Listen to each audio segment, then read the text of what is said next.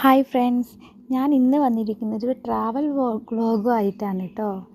ഇത് വരുന്നത് പാലക്കാട് പട്ടണത്തിൻ്റെ ഹൃദയഭാഗത്തായി സ്ഥിതി ചെയ്യുന്ന ടിപ്പു സുൽത്താൻ്റെ കോട്ടയിലേക്കാണ് ഞങ്ങൾ ഇന്ന് എത്തിയിരിക്കുന്നത്.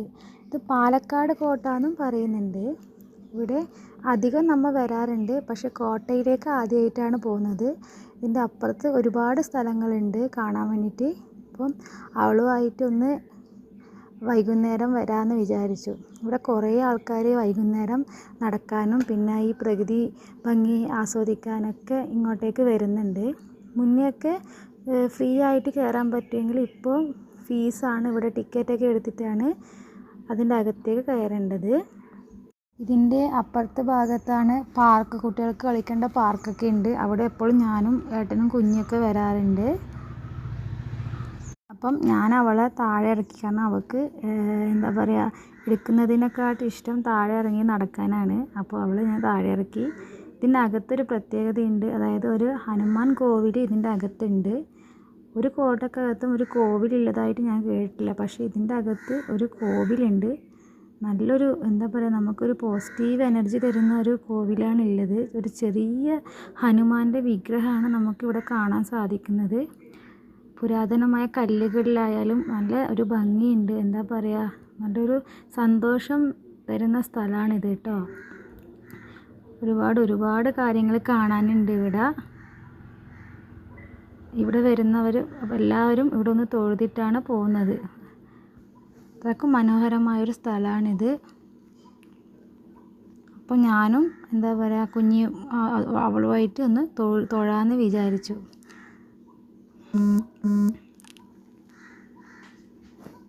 അവൾക്ക് ഏറ്റവും ഇഷ്ടമാണ് ദൈവത്തെ തൊഴാന്ന് പറയുന്നത്. അപ്പോൾ അവളെ എടുത്തിട്ട് ഞാനൊന്ന് തൊഴിപ്പിച്ചു.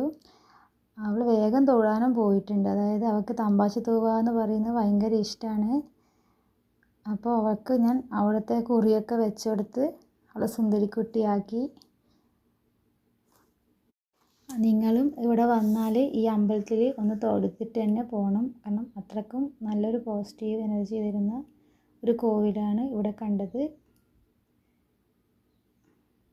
നിറയെ വിളക്കുകളൊക്കെ കത്തിച്ചിട്ടുണ്ട്. അതായത് നല്ലൊരു അന്തരീക്ഷമാണ്. ഈ വൈകുന്നേരം വന്നാൽ നല്ലൊരു അന്തരീക്ഷമാണ് നമുക്ക് കാണാൻ പറ്റുന്നത്. പിന്നീട് അവളെ ഞാൻ ഫ്രീ ആയിട്ട് വിട്ടു. കാരണം അവൾ കുറച്ച് കളിച്ചോട്ടെ. അവൾ കളിക്കാൻ വേണ്ടിയിട്ടല്ലേ വന്നത്. അപ്പോൾ അവൾ മണ്ണും വാരി അവൾ നല്ല ഹാപ്പിയായി.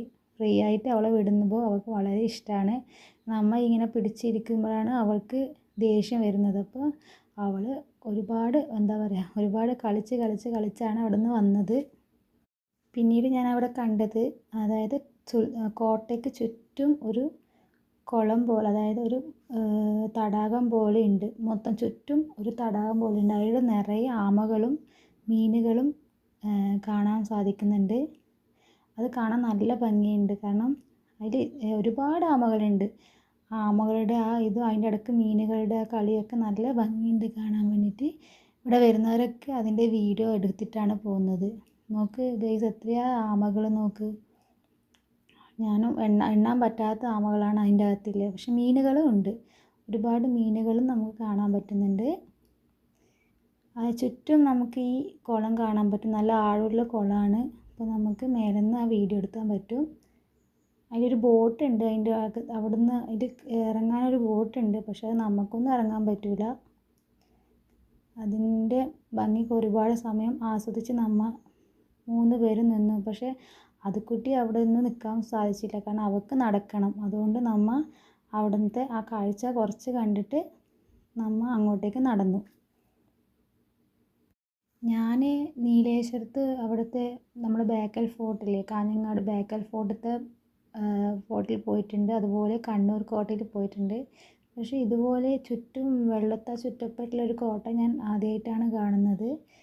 അതിൻ്റെ ഭംഗി അവിടെ നിന്ന് ആസ്വദിക്കുമ്പോൾ നല്ലൊരു എന്താ പറയുക, നിങ്ങൾ തീർച്ചയായിട്ടും കാണേണ്ട ഒരു സ്ഥലം തന്നെയാണ്. നമുക്ക് ഫാമിലിയുമായിട്ട് ഒരു യാത്ര പോകുന്നുണ്ടെങ്കിൽ ഇവിടെ നടക്കാനും ഒരുപാട് നടക്കാനും ഉണ്ട്. കാരണം വൈകുന്നേരം നടക്കുന്ന ഒരുപാട്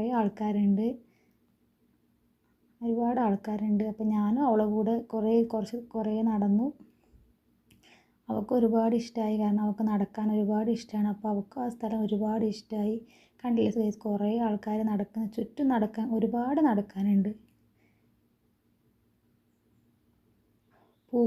ഒരുപാട് പൂക്കളും കാര്യങ്ങളൊക്കെ ഉണ്ട്. അത്രയ്ക്കും മനോഹരമായ സ്ഥലമാണിത്.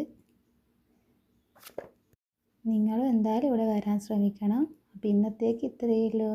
Bye bye bye bye.